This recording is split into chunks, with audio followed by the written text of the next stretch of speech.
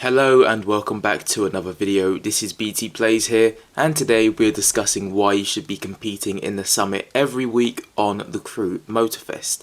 The summit is a nice weekly update to the game, and we'll go over some reasons why you might find it enjoyable. But before we get into it, don't forget to like and subscribe if you are new, as it does help out the channel. Firstly, to access the summit there are two ways. Firstly, by going to the main stage and interact with the big screen and go to the summit playlist. Or the other way is by opening your activity tab by clicking options and click on the live summit in the live competition area. Pretty simple, and let's get on to the first reason why you might find it enjoyable. Now that we know how to access the summit and all of its content, let's explore why you should be competing in it. The first reason is the rewards that you can gain. Even if you are an average Crew Motorfest player, you can still get pretty decent rewards just by completing a handful of events. The rewards in the summit are split into 4 categories: bronze, silver, gold and platinum. And the higher the points you gain from the summit, the more likely you end up at the top of the rewards pyramid. Bear in mind as well, if you finish in a gold or platinum position, you will still get the rewards from the levels below. Now you're probably thinking, are all the good rewards at platinum level? Sometimes they are, but there are also good rewards at bronze level as well. As you can see, when I'm recording this video, you can still get 50,000 XP from getting bronze, and if you get silver, you can get 10 legend points as well. Not bad for bronze and silver rewards. The good thing about these rewards being low is 1, you don't have to be good at the game, and 2, you don't have to buy the vehicles that the summit sometimes requires you to have. As you complete the 9 events on the summit, you also get rewards. This allows you to get some extra perks before the summit comes to an end. And yes, the rewards are only given to you once the summit ends, which is every Wednesday, so bear that in mind as well. As well as getting XP and legend points, you can also unlock stuff like legendary parts if you're running low on them, that's also good, or you can get vanity items or even vehicles as well.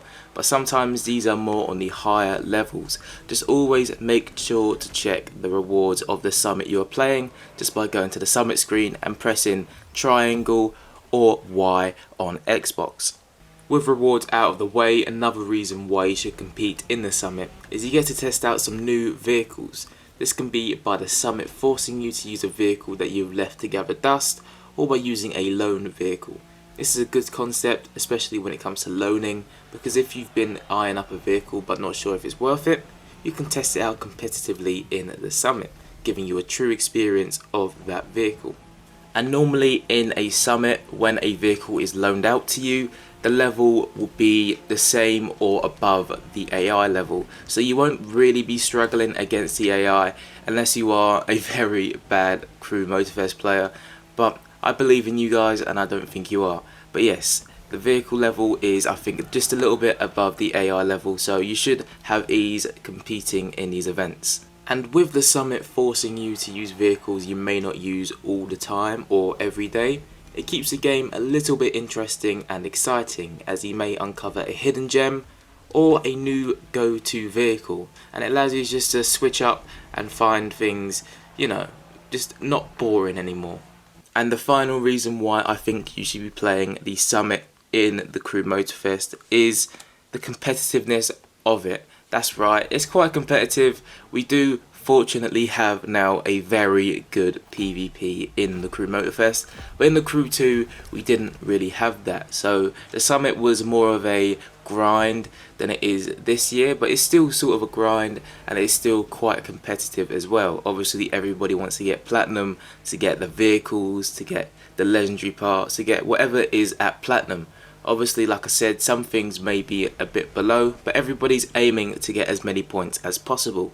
This allows it to be quite competitive, and if you don't really like racing against other people online, then this is a good experience to be quite competitive offline, because you're still playing against the AI and you're still getting points, but you're still competing against other online people while racing against the AI, if that makes any sense. So if you are more of an offline player, then this is the perfect experience for you. You're racing, you're enjoying the game, you're literally earning easy money, and you're also getting rewards just by playing these events as well. So I think it's a win-win for everyone, and yeah, I think it is quite competitive in the way everybody wants to get gold and platinum of the week.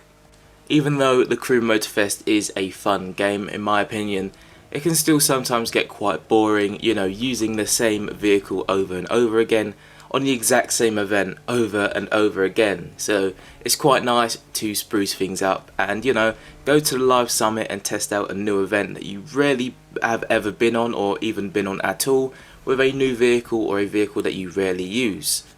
This just allows the game to be fresh and more enjoyable, I think, and I think it is a good addition to the game, and I'm glad that they've kept it over from the Crew 2.